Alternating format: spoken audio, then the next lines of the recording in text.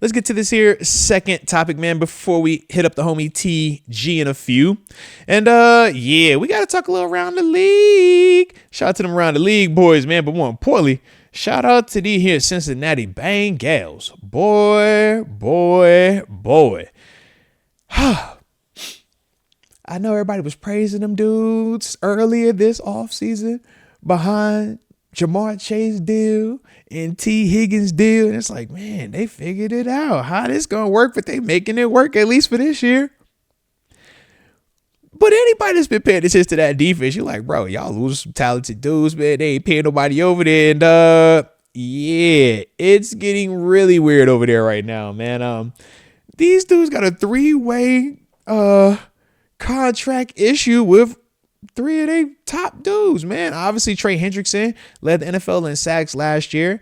Then your first and second round draft picks from this year's draft, they're having contract disputes with in terms of Shemar Stewart and Demetrius Knight Jr., who, newsflash, they drafted those guys to help in the trenches, man. They draft those dudes because what they don't got going on over there due to how much money they spend on the offensive side of the ball.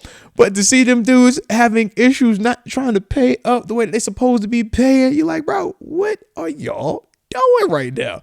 What are y'all doing? I'm glad they're doing it, but what are y'all doing, man? Because at the end of the day, you got to stop somebody. Every play can't be, we just try to throw the football, man. We're going every game. We come in here, we trying to outscore you. That's how we're going to win game. It's like, no, bro, you at some point, man, you're going to have some defense. And you got to pay some of these defenders, man. Trey Hendrickson led the league in sacks.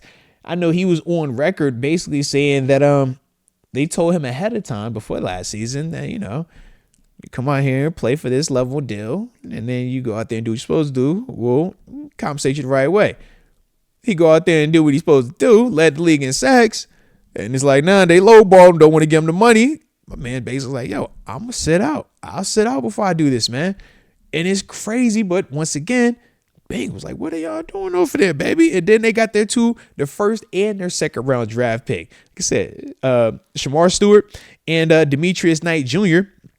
And once again, with both of those guys, they end up not playing in the rookie minicamp this week. We were just talking about Jack Sawyer, Will Howard and company, right? Caleb Johnson, how excited we were to see our rookies out there, how we were excited for our rookies to be, doing their thing and just getting acclimated to the NFL level. They don't have that excitement over there right now because and this is the weird part.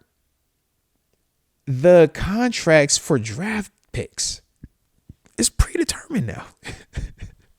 We know exactly how much money we're going to make, man, as soon as you get picked.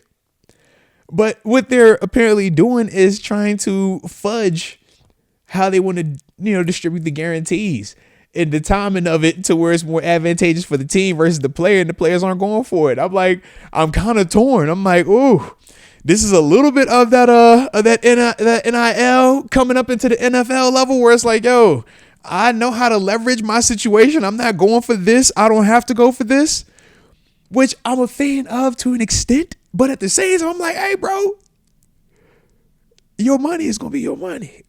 You're a first rounder. You're guaranteed. That second round, okay, you can have a debate. But as a whole, what the 4-year contract part in terms of the bases are. Like, and every contract has a certain element of insurance with it. So if you get hurt, a la Dante Fowler Jr., remember? He got hurt in rookie minicamp. You get your money. So it's just crazy, man, to see this. I'm like, bro, I can see both sides of it, but I'm like, Cincinnati, what are y'all doing? Like, this is such a Bengals thing. You praise them on this side because they take care of the offense, and then they over here just absolutely just crapping on the defense, and then the reinforcements that you're supposed to be drafting, you're crapping on them as well. I'm just like, bro, It is absolutely crazy, man. But shout out to them dudes, man. Hopefully they keep those issues in place. I'm glad that they have them.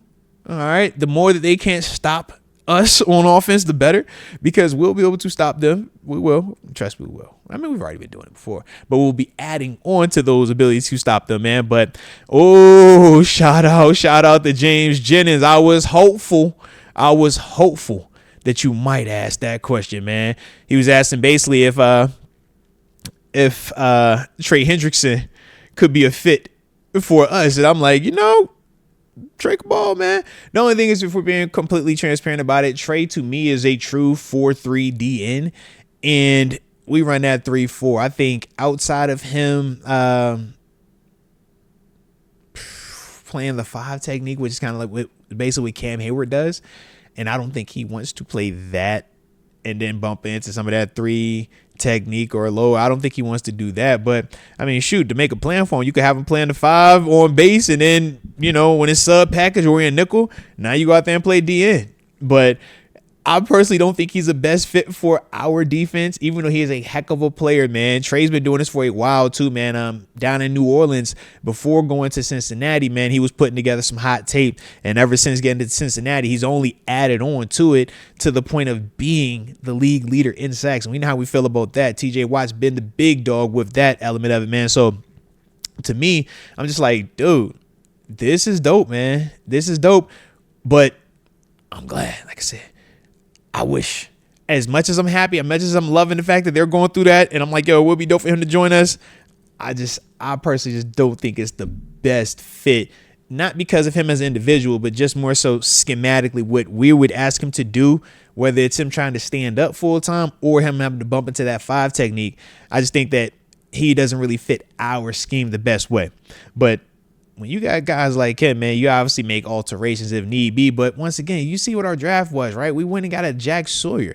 We got 4 pass rushers, man, 4 dudes that we feel, good about. Obviously, TJ and Heisman, we feel great about. Herbert, we feel highly, highly good about, because it's like, every time he gets opportunities, he produces. But then you add in, like I said, a Jack Sawyer, a high pedigree dude, man, a guy that was ultra productive at Ohio State, team captain, national champion as well. To me, I just think that we got a log jam there. And then you look on the interior part, we talk about Ken, we talk about Y.A. Black, Keanu Benton, Derek Harmon and company, right? It's like, man, we've added there also. So I just don't think that it would make a lot of sense for us to go acquire him. And then if you acquire him, you need to compensate him, because that's the big issue of why he would even be available, is due to the fact that he's not being adequately compensated based off of the production. So if we were going to have him here, I'm like, man, we can't be paying TJ, Cam, Minka, Highsmith, and then we're going to pay Trey Hendrickson. I'm like, bro, we ain't going to have no money for offense, all right? And we already got paid DK over there, all right? So that's my only thing, man. But I do like it, though, man. I could definitely dig what they are on, man.